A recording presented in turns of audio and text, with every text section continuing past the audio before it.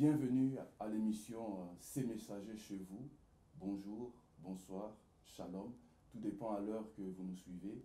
Je suis honoré de recevoir un homme de Dieu. Il est pasteur responsable de l'église Gospel Church de Cape Town. Il est aussi expert en leadership et visionnaire de ALAC, qui est une plateforme qui s'occupe de la formation des leaders. C'est le pasteur Chalo. Bonjour pasteur. Bonjour. Alors, il y a quelques jours, vous avez animé une conférence qui avait réuni des centaines et des centaines de leaders et de délégués ici à Bruxelles. Alors, ma toute première question, d'où vient le concept du leadership et c'est quoi le leadership? C'est une bonne question. Je crois que tout ce concept remonte de plus ou moins 14 ans, par là, ou 15, dans mon travail d'encadrement d'église et puis interaction avec les organisations paritatiques et tout cela. Des crises qui sont multipliées et multiples dans tous les secteurs. Tu te poses finalement la question, mais qu'est-ce qui se passe exactement? Pourquoi telle église semble être dans un cul-de-sac, tel département du gouvernement ne marche pas, telle compagnie. Et dans toute cette poursuite, j'ai réalisé que le dénominateur commun, c'est une crise de leadership.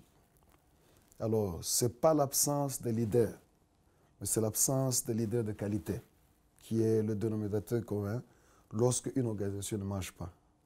Et là, dans mes observations, le temps de méditation et la prière, je me suis dit, il faut trouver un moyen de donner un outil qui peut équiper les gens qui sont chargés de conduire d'autres personnes à une bonne destinée. Donc ça, c'était curieusement l'ironie de la vie. L'idée est née ici, à Bruxelles, plusieurs années passées. J'étais quelque part juste à côté de la gare du Nord ici, lorsque je pensais à ça. Et c'était la genèse de l'académie. Et là, donc, vous nous parlez de comment est née la vision de votre académie. Tout à fait. En fait, ma question, elle était celle-ci. Le concept ou la notion du leadership, et c'est quoi le leadership? Tout à fait. Alors, au niveau du leadership, il y a plusieurs définitions, concept de leadership. Mais le mot qui est comme le mot symbole de leadership, c'est l'influence. Et ici, il y a toute une panoplie de définitions de concept de leadership, mais dans le cadre où nous sommes peut-être chrétiens, le leadership, c'est seulement quelqu'un qui peut influencer d'autres personnes vers la destinée que Dieu a prévue pour eux. Ça, c'est un leader. Donc, en bref, c'est ça le grand concept de leadership. C'est être capable d'influencer les autres pour entrer dans la destinée que Dieu a prévue pour eux. Parce que moi, en fait, dans ma définition, c'est vous l'expert, moi, dans ma définition, je pensais que le leadership, en fait, c'était la formation, en fait, des leaders. Donc le leadership, c'est ce qui permet aux personnes d'influencer d'autres personnes. Oui, parce que la formation, c'est l'équipement. Parce que lorsqu'on parle du leadership, c'est un vecteur qui a plusieurs stations. Et puis, il y a des chevronnés, des gens qui sont déjà dedans depuis plusieurs années, qui peuvent être à la station 5, 6, 7, et d'autres qui viennent de commencer. Donc, tous nous pouvons être leaders dans cette histoire qu'on appelle leadership, mais nous ne sommes pas aux mêmes stations. Alors, ce mouvement-là vers l'excellence du leadership, c'est ça même tout le concept autour de équiper, former. Mais le leadership en soi, que ce soit sur station 1 ou station 20, nous sommes tous appelés à influencer les gens vers des destinées que Dieu a préparées pour eux. Donc, si je comprends bien, donc le leader, c'est celui qui influence les autres à aller à un point A à un point B. Tout à fait. Alors, l'autre question, c'est qui est leader? Naît-on leader ou le devient-on? Ça, c'est une bonne question parce qu'elle a été posée des milliers de fois dans nos forums, que ce soit aux instituts ou même dans des conférences. Je crois, après avoir répondu à cette question plusieurs fois et fait des recherches, la bonne réponse est au juste milieu. Il y a des gens qui naissent leaders parce que c'est un don. Il est là, il est dans la Bible. Il y a des gens qui ont reçu un don spécifique de leadership, mais parce que chacun de nous est appelé à influencer chacun, on peut apprendre. Mais ce que j'ai pu comprendre, c'est que lorsque tu prends quelqu'un qui est déjà doué naturellement au chant, Oui. cette personne, lorsqu'elle est formée, elle peut aller du niveau 4 au niveau 10 facilement, parce que c'est en elle. Mais il y a des personnes qui sont pas douées pour le chant. Mais avec un peu d'entraînement, cette personne peut apprendre comment tenir une note, comment écouter si elle est dans la marge ou pas. Ces gens-là, même si on les forme au maximum, le mieux qu'ils peuvent faire, c'est peut-être atteindre niveau 5, 4, 6 par là, s'ils sont exceptionnels, mais ils ne seront jamais de maestro dans le chant parce que ce n'est pas inné. Donc si je comprends bien, dans le leadership, il y a des niveaux, il y a des degrés. Il y a des gens qui, parce que c'est un don, avec la formation, qui deviendront des leaders exceptionnels, mais il y a des gens, à cause de la force des circonstances, ce n'est pas en eux, mais avec une bonne formation, être exposé à certaines choses, ils peuvent faire quelque chose. Mais ces gens ne deviendront jamais des leaders.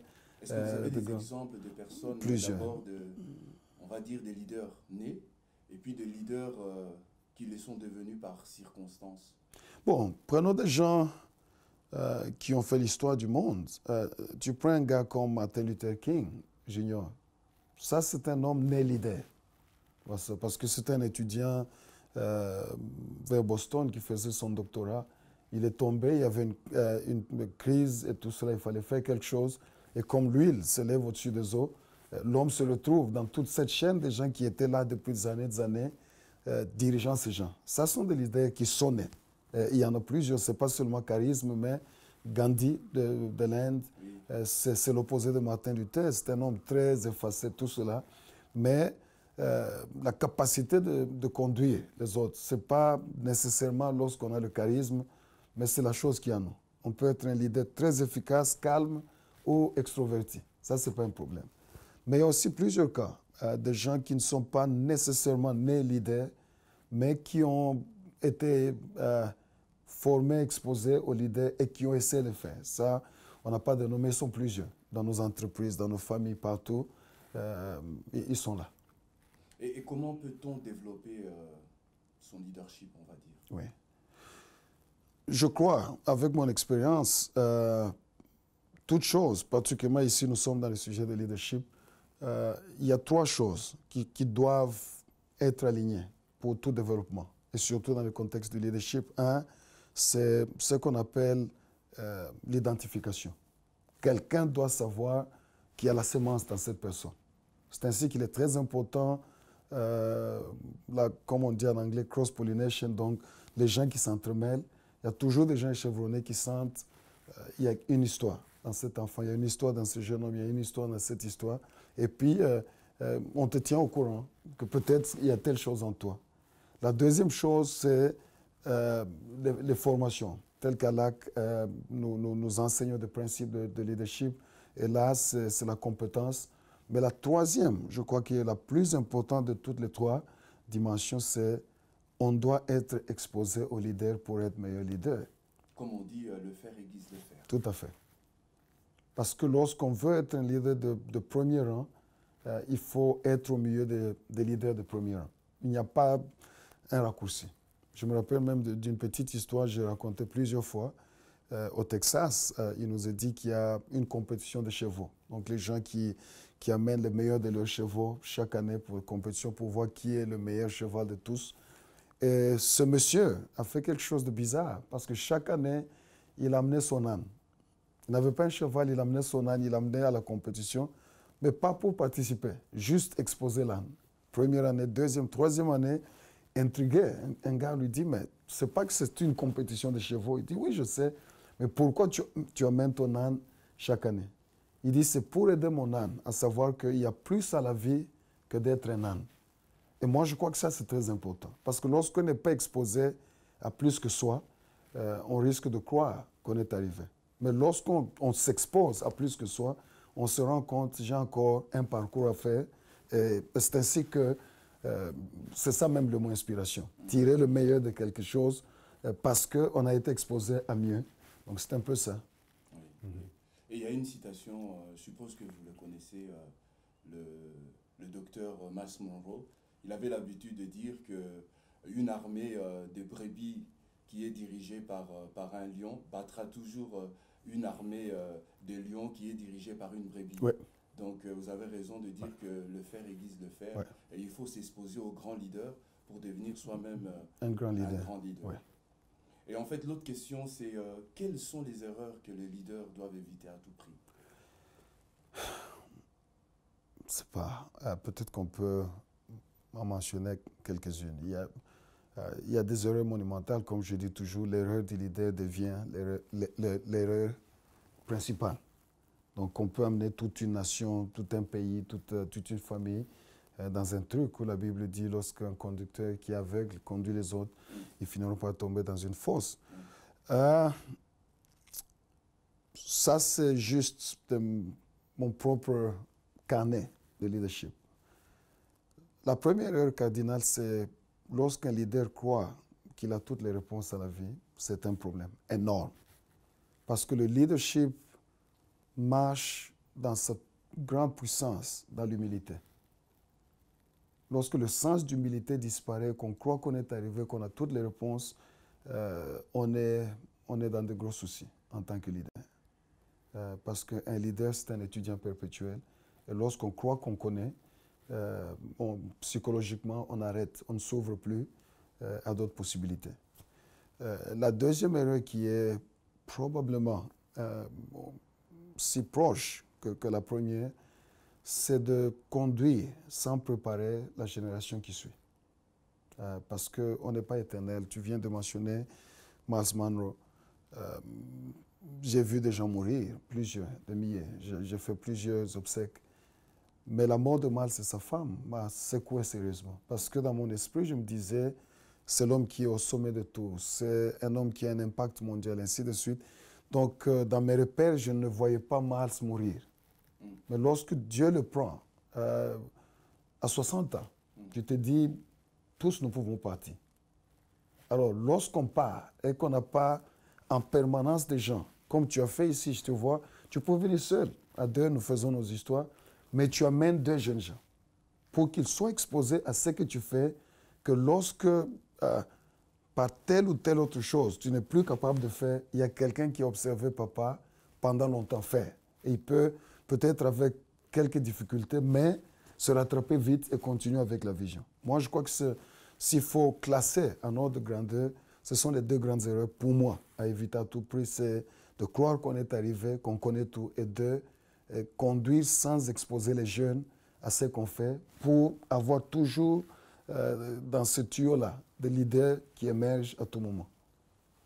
Et je voulais que vous nous parliez un peu plus, parce que j'ai assisté à la conférence que vous avez organisée ici à Bruxelles.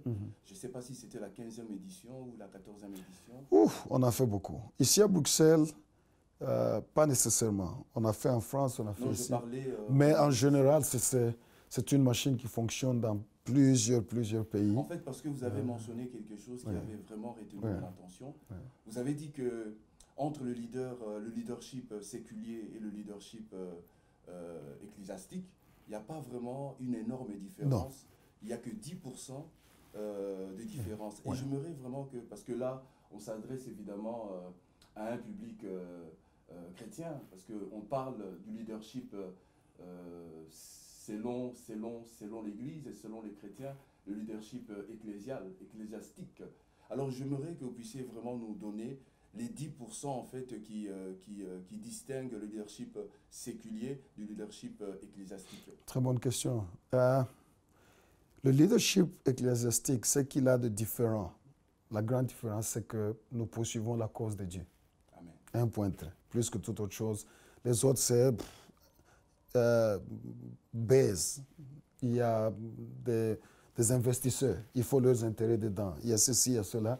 Mais à notre niveau, il y a les intérêts de Dieu que nous devons défendre.